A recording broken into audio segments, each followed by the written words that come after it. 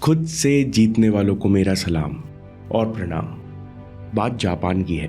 पुश्तैनी पहलवान के परिवार में एक लड़का पैदा हुआ जो बचपन से सांवला और कमजोर था, दिमाग से भी थोड़ा धीमा था। बड़ा होने पर पहलवान ने उसे अच्छी डाइट दी और कसरत भी करवाई, लेकिन कुछ खास बदलाव नहीं हुआ।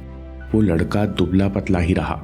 वो कुश्ती में दांव पे समय पर नहीं लगा पाता।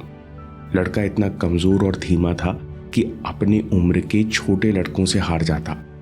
पिता की तरह कुश्ती में नाम कमाना उसका सपना था, लेकिन ये सपना हर दिन हकीकत से टकराता। संघर्ष और अपमान। एक दिन पिता ने पूछा, बेटा क्या हुआ, तुम इतने उदास क्यों हो? लड़के ने हताशा से भरे स्वर में कहा, पिताजी आप जो कहते हो मैं वो हर चीज करता हूं, फिर भी मैं आप जैसा मजबूत क्यों नहीं हूं? मेरे सारे भाई आप जैसे लंबे और बलिष्ठ हैं, क्या मैं कभी मजबूत नहीं बन पाऊंगा? पिता ने गंभीरता से कहा, बेटा असली ताकत मन की होती है। मन को मजबूत कर लो तो शरीर खुद मजबूत बन जाएगा। लड़का निराश होकर बोला, आपके लिए कहना आसान है क्योंकि आप खुद ताकतवर हो, लेकिन मेरे लिए ये काम असंभव है। मैं कई बार कोशिश करके देख चुका हूं, मैं हमेशा कमजोर ही रहूंगा।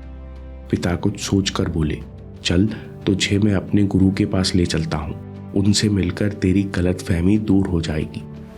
गुरु से मुलाकात। उसी दिन लड़के के पिता उसे एक आश्रम ले गए। वहां पहुंचकर लड़के ने देखा कि पिताजी एक साधारण से दिखने वाले इंसान को प्रणाम कर रहे हैं। बाद में उसे समझ आया। उसने पिता से पूछा, ये साधारण शरीर वाले व्यक्ति पहलवानों के गुरु कैसे हो सकते हैं? मास्टर ने लड़के की बात सुन ली, लेकिन कोई जवाब नहीं दिया। उन्होंने जमीन पर हाथ रखा और 2 उंगलियों के बल पर पुशअप करना शुरू कर दिया। लड़का देखकर दंग रह गया। चकित होकर बोला, मास्टर ये कैसे संभव है? छोटी सी उंगलियों में इतनी ताकत कैसे आ सकती है? मास्टर ने मुस्कुराकर कहा, ताकत केवल मांसपेशियों से नहीं आती, बल्कि ये तुम्हारे मन की शक्ति है जो इसे संभव बनाती है। लड़के ने तुरंत पूछा, मैं भी छोटा, दुबला और पतला हूं, क्या मेरे लिए भी ताकत संभव है? क्या मैं भी मन की शक्ति का प्रयोग करके तेज और ताकतवर बन सकता हूं? मास्टर ने गहराई से उस लड़के को देखा और बोले, जो मन अनुशासन की आग में तपता है, जो मन अपनी कमजोरियों को हरा सकता है, वो किसी को भी हरा सकता है। लड़के ने बोला, मैं समझा नहीं, तपस्या का क्या मतलब होता है? मास्टर ने कहा, तपस्या यानी अनुशासन की आग। जब सूरज खुद को जलाता है तब प्रकाश होता है। तुम इस दुनिया में चमकना चाहते हो तो तुम्हें अपने भीतर डर, कमजोरियों, अपनी सीमाओं को, अपनी शिकायतों को जलाना होगा। कैसे? जब घर्षण होता है तब चिंगारी उठती है और चिंगारी से आग जन्मती है। घर्षण कैसे होगा? अनुशासन से। हर दिन मन को साधो, हर बार इसे सही दिशा में मोड़ो। जैसे प्रकाश के आगे अंधकार नहीं टिकता, वैसे ही अनुशासन के आगे कोई कमजोरी नहीं टिकती। आत्म अनुशासन के लिए 5 प्रिंसिपल्स याद रखो। पहला प्रिंसिपल, माइंड कंट्रोल, ऊर्जा की एकाग्रता। हम सबके अंदर एक ऊर्जा है जो हमारे शरीर, नस नाड़ियों में, सांस और विचारों में फैली हुई है। जब इस ऊर्जा को एकाग्र करके कोई काम करता है तो ऊर्जा की एकाग्रता उस काम को सफल बनाती है। किसी भी प्रकार की मास्टरी हासिल करने के लिए तुम्हें माइंड कंट्रोल यानी शक्ति की एकाग्रता चाहिए।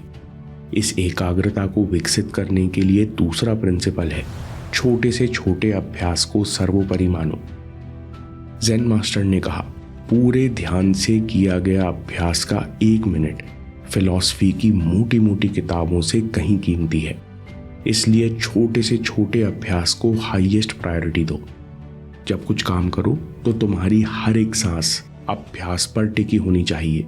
ऐसा इंटेंस अभ्यास करने से एकाग्रता विकसित होने लगती है।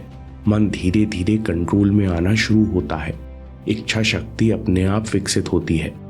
अनुशासन की तपस्या के लिए तीसरा प्रिंसिपल, दिनचर्या, मजे की जगह ध्यान चुनो।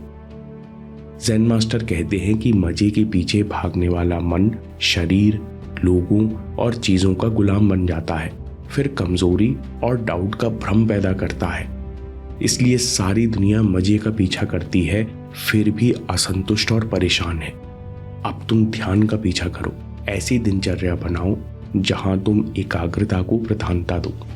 यानी कोई काम मजे के लिए मत करो, बल्कि सीखने और बेहतर होने के लिए हर दिन के काम को ध्यान बनाओ। ऐसा करने से तुम अंदर से स्थिर हो जाओगे, संतुष्ट हो जाओगे और खुद से खुश रहने लगोगे।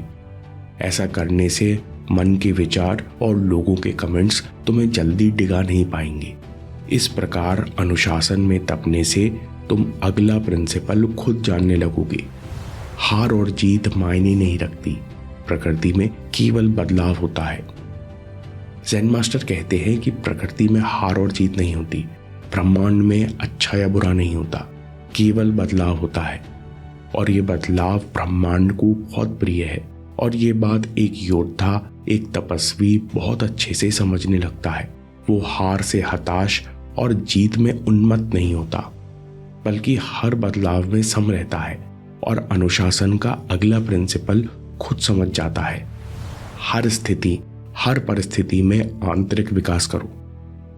वो हर स्थिति, हर मिनट का सही उपयोग करके खुद को बेहतर करता जाता है। एक तपस्वी अच्छे समय में शरीर पर नियंत्रण करता है, कठिन समय में मन को ऊर्जा से भरता है, खाली समय में फोकस करना सीखता है, व्यस्तता में धैर्य रखता है, लोगों की भीड़ में विनम्रता रखता है और अकेले में अपने अंदर झांकता है।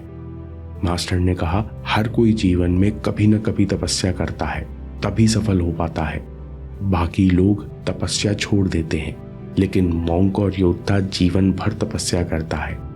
तुम भी इन 5 प्रिंसिपल्स के आधार पर जियो, अनुशासन की अग्नि में जलो, अपनी कमियों को जलाओ, तो तुम्हारा जीवन रोशनी से भर जाएगा। समरी, अनुशासन का पहला सिद्धांत है माइंड कंट्रोल, शक्ति की एकाग्रता। एक ही शक्ति है जो सारे काम करती है। ये शक्ति शरीर, सांस, विचारों में फैली रहती है। ऊर्जा की एकाग्रता से सारे काम सफल होते हैं। दूसरा सिद्धांत, छोटे छोटे अभ्यास को सर्वोपरि मानो। जो भी अभ्यास करो उसमें तुम्हारी हर एक सांस अभ्यास पर टिकी होनी चाहिए। इंटेंस अभ्यास से धीरे धीरे मन कंट्रोल होने लगता है। तीसरा सिद्धांत, दिनचर्या, मजे की जगह ध्यान चुनो। भटकने वाला मन बहुत कमजोर होता है, दुखी रहता है और भ्रम पैदा करता है। इसलिए अपने जीवन और दिनचर्या में ध्यान को सर्व प्रमुख लक्ष्य बनाओ, तुम अंदर से स्थिर हो जाओगे।